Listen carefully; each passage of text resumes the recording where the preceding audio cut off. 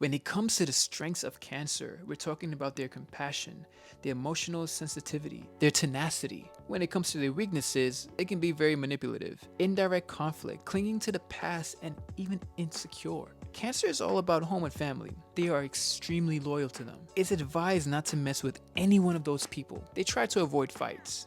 Keyword, try. Once they're happy with someone or something, they don't let it go. Interestingly though, their moods are always flipping upside down. They are friggin' attention seekers. They love the attention. They can be too nice, harsh, and even greedy. This can form up to the jealous types. They love to think about the past and then unable to face the facts right in front of them. They can be the most challenging zodiac sign to get along with. But once you get to know them, the rewards is rewarding. I hope that you guys enjoy this quick bada bing bada boom two boom boom type style of content.